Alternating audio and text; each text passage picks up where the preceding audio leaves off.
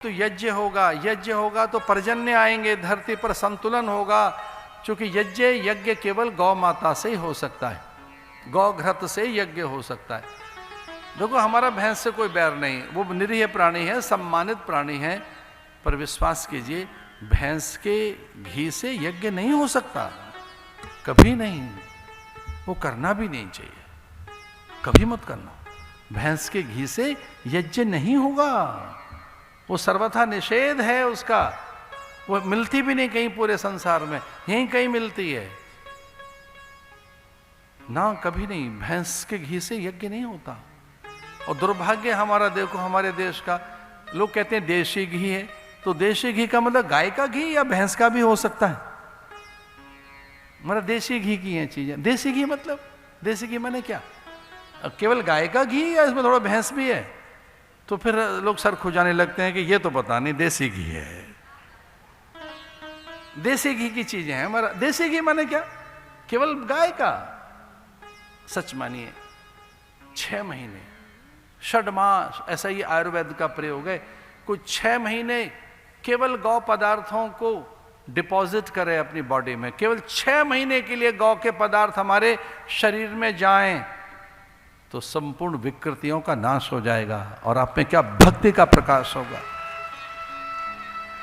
क्या भक्ति का प्रकाश होगा। जो उन्माद है आप में, जो विकृतियां हैं विचारों की, जो भय है आप में, अवसाद है, चिंता है, क्रोध है, ये नाना प्रकार की जो और शारीरिक मानसिक व्याधियां हैं, उनका शमन होता है गौ के घृत से, गौ के दध से, गौ के छाछ से। और पंचगव्य तो बड़ी चीज है। गौमूत्र, गौ रज, इनकी मात्राएं हैं। पंचगव्य में ये ध्यान दिया जाए, बछड़ी का ही गौरज ली जाती है, बछड़ी का ही लिया जाता है मूत्र। जो सगर्भा है उसका नहीं लिया जा सकता, कभी नहीं। गौमूत्र बछड़ी का ही लिया जाता है। गाय का गोबर कैसे लें, कितना उठाएं गाय का गोबर?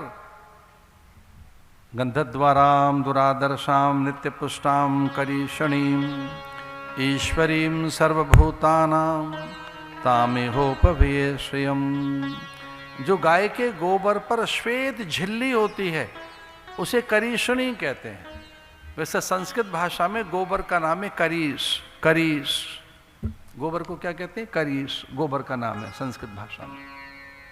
और जो उसके ऊपर झिल्ली होती है, जब गाय, देसी गाय गोबर देती है तो वो इस तरीके से वो फैलता नहीं है, बिखरता नहीं है, छिटकता नहीं है, और वो गणेश की सी आकृति बनती है उसकी, गाय के गोबर की। वो इस तरीके से बनता है गणेश की आकृति में, गाय का गोबर, देसी गाय का गोबर।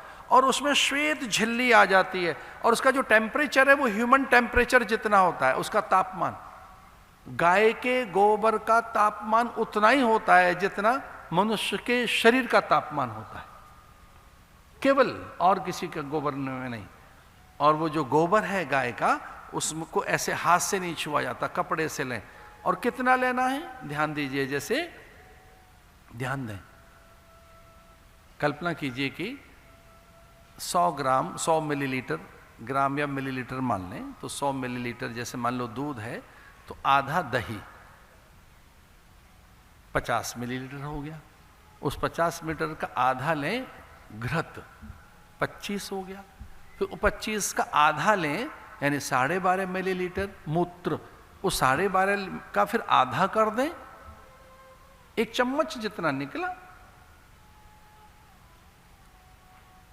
तो मूत्र कभी भी उसका नहीं ले सकते पंचगव्य बनाने में जो गर्भणी है गाय, बछड़ी का ही लिया जाता है।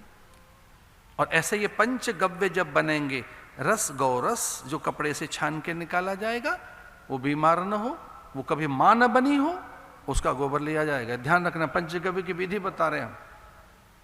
मां न बनी हो वो कभी, उस गाय की, बछड़ी का गोबर, फिर उसका मूत्र, फिर दधी, क्षमा कीजिए घृत, दधी और दूध, इनको बराबर लिया जाएगा। और फिर किस तरह से उसको दूरवा से तैयार किया जाएगा।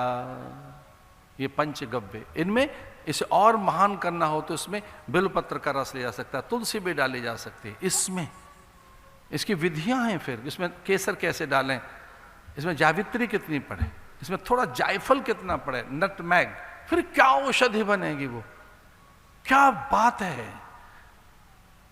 कोई डिसऑर्डर नहीं रह सकता आप में, कोई असंगति नहीं रह सकती। ये प्रयोग बताए गए हैं।